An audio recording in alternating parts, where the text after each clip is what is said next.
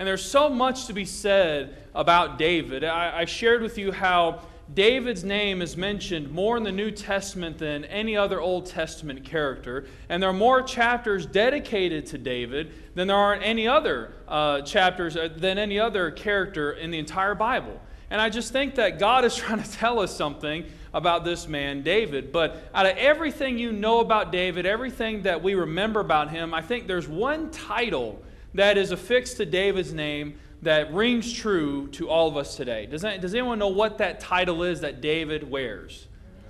Man after God's own heart. It's up there if you didn't see it, by the way, or you didn't know it. Man after God's own heart. I just think about the idea that anything that could be used to describe you, especially by God, could anything really be better? You know, God really knows our hearts. We might be able to fool people. We cannot fool God. God knows you inside and outside. He knows you better than you know yourself. And so when God said, I have found a king, look with me in Acts chapter 13, verse 22. He raised up David to be their king, of whom he testified and said, I have found in David, the son of Jesse, a man after my heart, who will do all my will. And that's really what it means to be someone after God's own heart. It means that you're willing to do the will of God. And so what we've been looking at is how is it that David was able to receive such a title? And we're not going to look at the entirety of David's life, but specifically from the time he was a young shepherd boy until the time he became king. And maybe in this series of lessons, we can not only learn more about David, we can learn how do we become people after God's own heart. So last week we looked at how David was anointed. We saw the rise and fall of King Saul. When the people decided to reject God, they said, we want a king, someone who will judge us. And this is very important. You'll read this in 1 Samuel 8. We need someone who will not only judge us, but someone who will go out and fight our battles for us. Someone who will go on our behalf and fight battles. And what they were saying is, God, we don't need you anymore. We're ready to be like other nations. And what was sad was God had called them out to be separate, to be different. They wanted to be the same. They wanted to be similar. So God chose someone who the people would enjoy having king, someone that people thought would be a great king. Everything was surface-based. However, we saw that Saul's character was lacking. And so God told the people through Samuel that he was choosing a new king. And he told that to Saul, and then he told that to David when David was anointed. And so and we're going to look at tonight perhaps one of the greatest encounters of faith and fear in all of Scripture. You know, because when we talk about encounters of faith and fear, we need to understand that faith and fear are two reactions we can have. When you face a difficult situation, how you react to that situation really demonstrates your level of trust in God. It's okay to be afraid, but if we allow that fear to paralyze us, and we've talked about this several times this year, but if we allow that fear to paralyze us, it demonstrates our lack of faith in God. And so when we say that this is one of the greatest encounters of faith and fear, it means that you're at a crossroads and you can choose which direction you're going to go. I can't think of too many other passages that fully describe faith and fear. Because this passage not only talks about faith and fear, it's perhaps one of the most well-known stories in all of Scripture. David and Goliath. David and Goliath. And what we're going to notice here indeed is a contrast between David and Goliath, the differences between the two. We're also going to notice the contrast between David and Saul, and we're going to understand the difference between faith and fear. And we don't know how much time has passed between 1 Samuel 16 and 1 Samuel 17, but when we arrive at 1 Samuel 17, David is still too young to go out into war. The age in which you could go out to war was about the age of 20. So when you think the three oldest sons were in Saul's army, most likely, I mean, if we started doing some hypothetical math, if we did some calculations, we could figure out that David, if you took some leeway with some things, David could have been anywhere from as young as 14 to 15 years old. So he's still a young individual. But if you hear what is being said in 1 Samuel 17, he is wise beyond his years. The most famous battle in the Old Testament arguably is found in 1 Samuel 17. It's not between two armies. It's between two individuals. Despite his youth, despite his simple attire, his makeshift weapons, David takes down Israel's greatest foe. How does he do that? And this is when you start comparing the differences between David and Goliath. You know, you think about David, he was one who was young and inexperienced in warfare, mind you. Goliath was older and he was quite experienced. He's described as a veteran of battle since his youth. David was rather small on the surface, whereas Goliath is literally a giant. You think about David, he comes in with a staff and a sling, whereas Goliath enters into the picture and he has the most formidable, the heaviest, the strongest, the most precious type of armor that the world could muster together. Yet David was the one who was victorious because he trusted in God. And we're talking about battles tonight. We're talking about giants tonight. And I want us to remember that we often, as a society, as people, we're often impressed by or not impressed by the surface of an individual. We make judgments of people based on their surface, whether it is their skin color, it is their clothing, maybe it's how they have their hair, maybe it's the shine on their shoes. You know, whatever the case is, people often make quick, hasty judgments. And they're either impressed, sometimes they're disgusted by a person's surface appearance. And we saw how last week, how that was something that was so dangerous to do. As God even told Samuel, Samuel was dangerously close to doing the same thing, making the same surface judgment. God told him, listen, I have not chosen this boy to be my king. I've chosen David to be my king. Why? Because man looks at the outward appearance. However, the Lord looks on the heart. So tonight we're going to see that fulfilled. Because we see the individual that everybody thought would be a great king trembling and cowering, whereas this young shepherd boy comes into play. And he has courage. He has confidence. And he did something no one expected him to do. He conquered the giant. So let's start together tonight. Let's just read the first 11 verses in 1 Samuel 17. 1 Samuel 17. Now the Philistines gathered their armies for battle, and they were gathered at Socoh, which belongs to Judah, and camped between Socoh and Azekah, the Ephes Dammim. Saul and the men of Israel were gathered and camped in the valley of Elah, and drew up lines of battle against the Philistines. And the Philistines stood on the mountain on one side, and Israel stood on the mountain on the other side, and a valley between them. And there came out from the camp of the Philistines a champion named Goliath of Gath, whose height was 6 cubits and a span. He had a helmet of bronze on his head, and he was armed with a coat of mail, and the weight of the coat was 5,000 shekels of bronze. And he had bronze armor on his legs, and a javelin of bronze slung between his shoulders. The shaft of his spear was like a weaver's beam, and his spear's head weighed 600 shekels of iron. And a shield bearer went before him.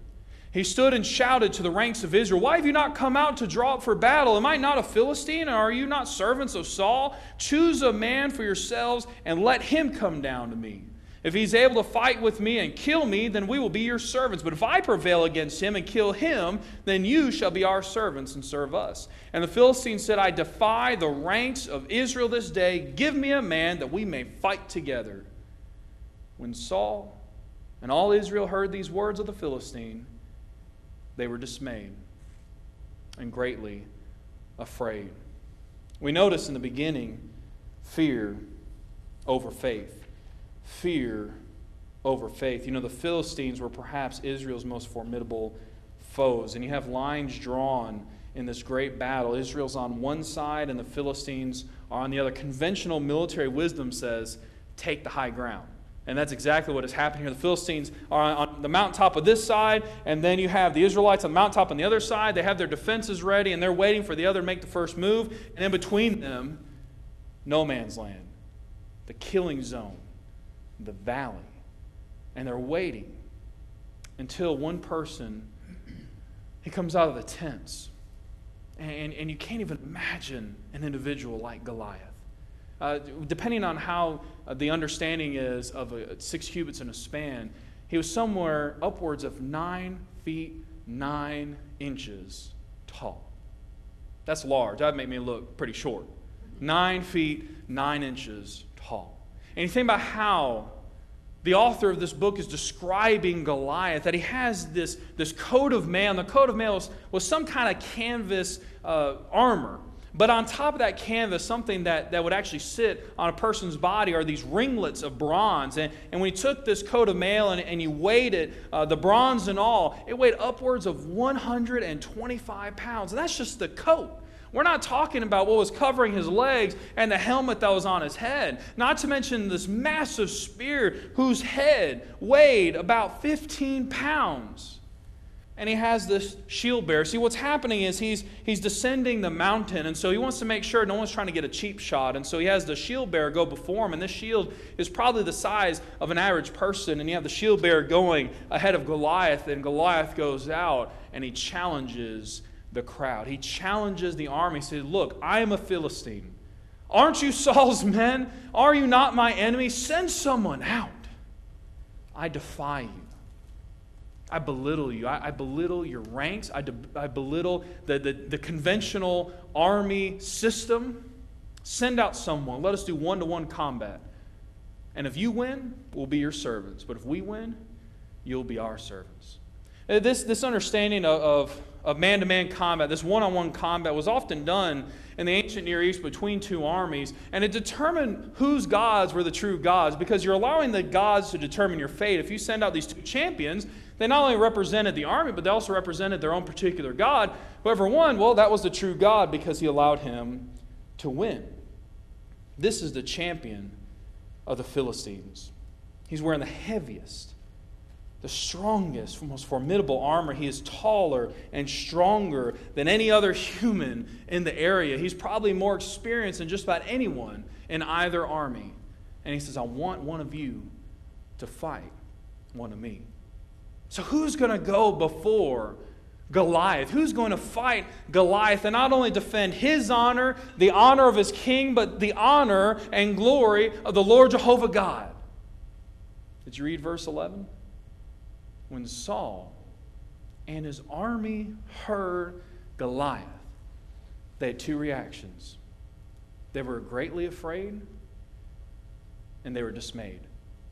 Now the word or the phrase greatly afraid, it does refer to terror. It refers to that initial fear that you might experience when you're up against a difficult challenge. But that word dismayed, that means something else completely. It refers to a state of shock. And refers to not only a state of shock, but a state of hopelessness, a complete sense of despair.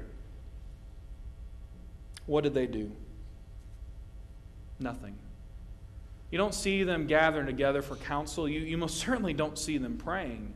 In fact, later on you'll read for 40 days, Goliath made this challenge twice a day. That means 80 speeches. 80 humiliating, shameful, embarrassing speeches Goliath made, and they did nothing.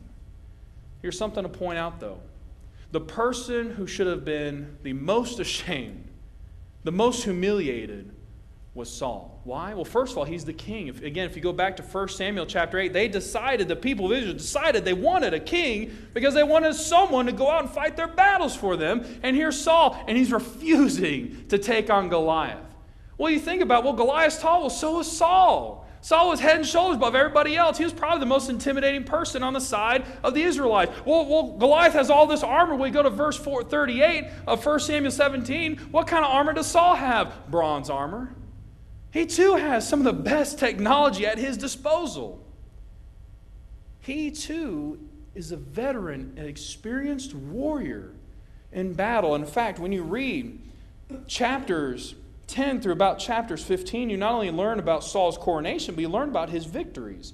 Saul had fought against the Ammonites, he had fought against the Philistines, he had fought against the Amalekites, and he had won every battle. So why is Saul not going out to fight? Most likely because he knew that God was not with him. Saul gave in to fear and not faith. He reminds me of the 10 spies. Do you remember when they first went into the promised land? They saw the great things that were contained in the promised land, but they also saw some things that scared them. 2 of the 12 spies, they saw the possibilities, whereas the 10 only saw the problems. In fact, when we look at Numbers chapter 13, 32 and 33, and all the people that we saw in these cities are of great height, and there we saw the Nephilim. And we seemed to ourselves like grasshoppers. And so we seemed to them. They said, we certainly cannot take on this enemy. They are too great. And you're just thinking, what about God? What about the things that God has done for you in the past? What about the things that God is doing for you right now? And you think about Saul, all the things that Saul had experienced, how God had empowered him with his Spirit. All the victories were forgotten. Instead, all Saul could do was remember the defeats. When we face giants, we often forget what we ought to remember, and we remember what we ought to forget. We often remember the defeats. We often forget the victories. Goliath, well, he intimidated, and Saul gave in to that intimidation. Well, we transition. Look with me in verse 15. We don't have time to read this entire passage. Verse 15. But David went back and forth from Saul to feed his father's sheep at Bethlehem. Verse 17. And Jesse said to David his son, take for your brothers an ephah of this parched grain, and these 10 loaves, and carry them quickly to the camp to your brothers. Verse 23. As David talked with him, behold, the champion, the Philistine of Gath, Goliath by name, came out to the ranks of the Philistines and spoke the same words as before. And David heard him.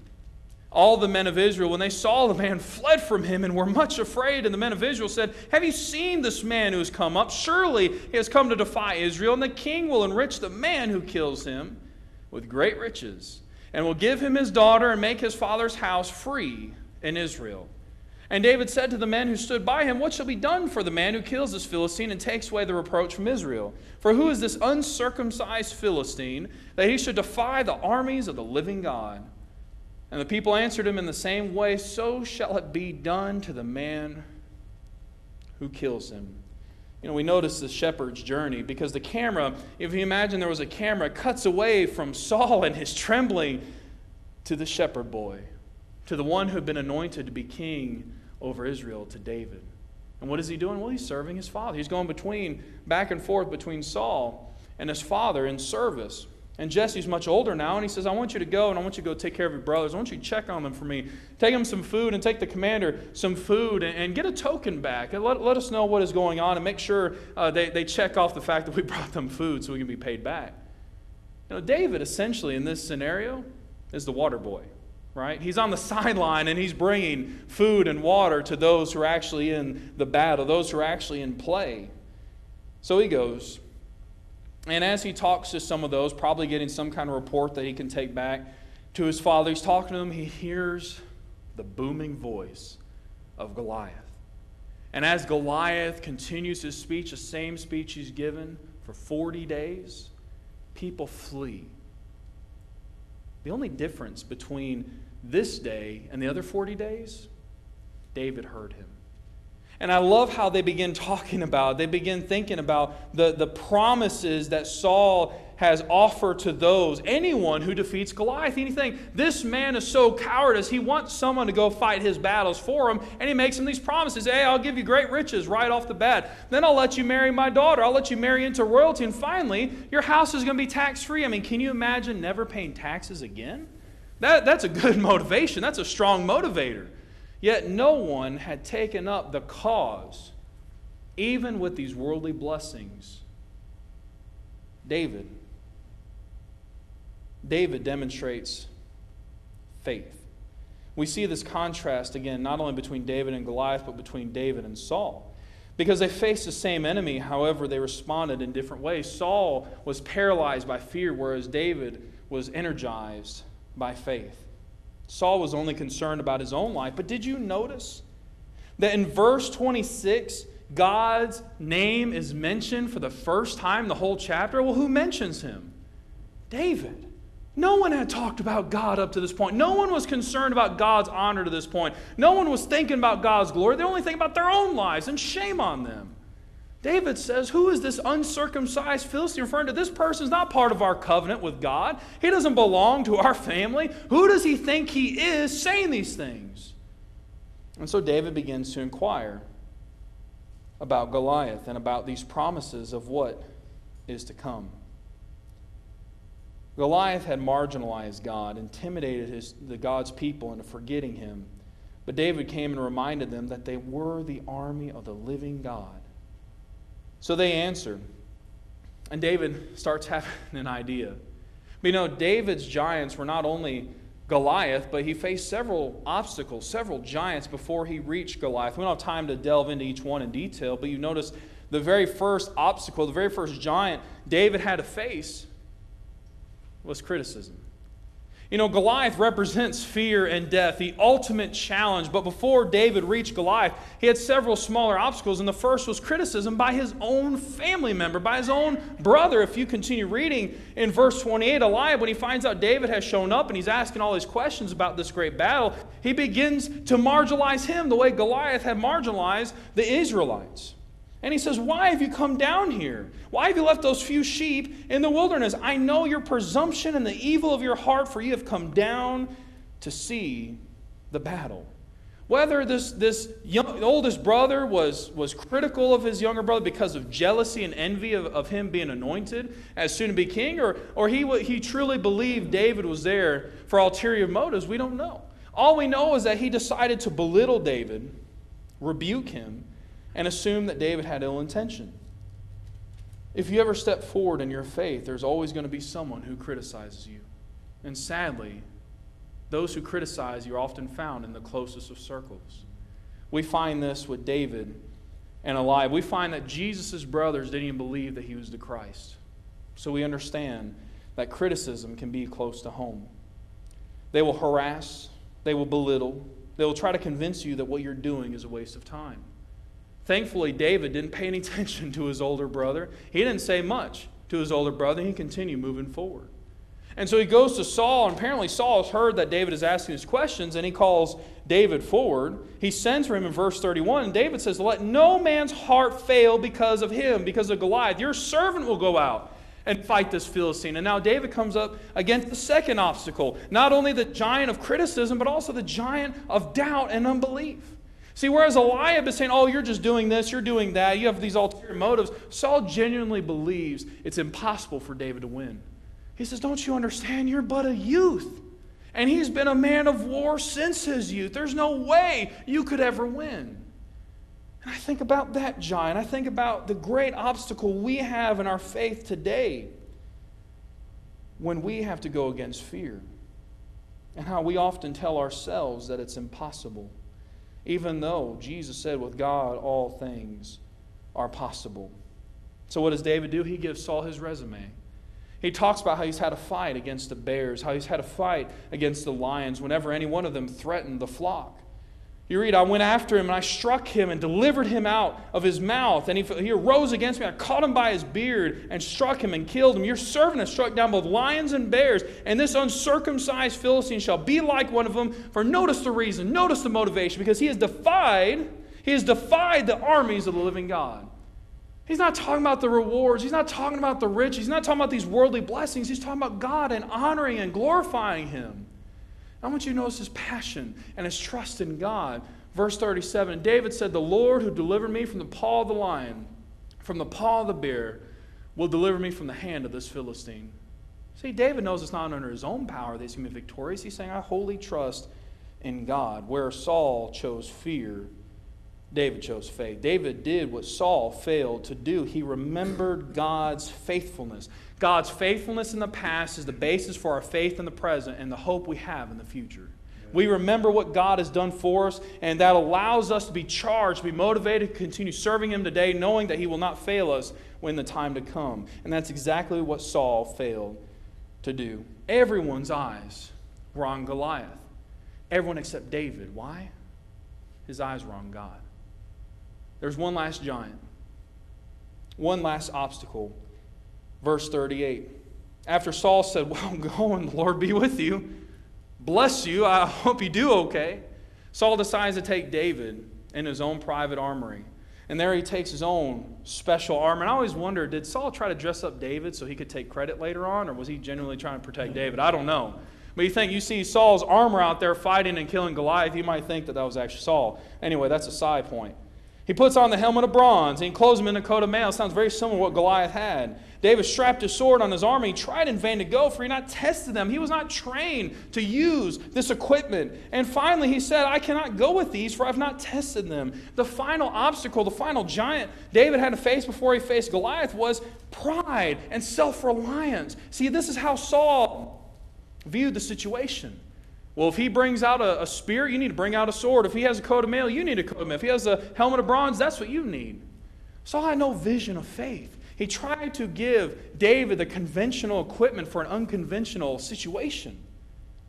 See, David could have tried to be self-reliant, to try to fight under his own talents, to try to protect himself. But instead, he turned his trust over to God. He said, I don't need this equipment. It's not for me. And there, David put to rest the three giants he had to face before he faced Goliath. I know our time is about up, so let's conclude this encounter. Defeating the giant.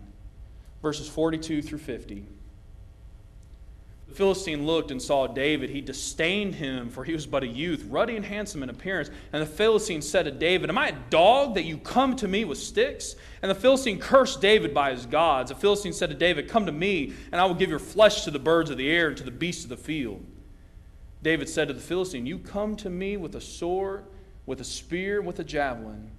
But I come to you in the name of the Lord of hosts, the God of the armies of Israel, whom you have defied. This day the Lord will deliver you into my hand, and I will strike you down and cut off your head. And I will give the dead bodies of the host of the Philistines this day to the birds of the air and to the wild beasts of the earth, and that all the earth may know that there is a God in Israel, that all this assembly may know that the Lord saves not with the sword and spear, for the battle is the Lord's, and he will give you into our hand.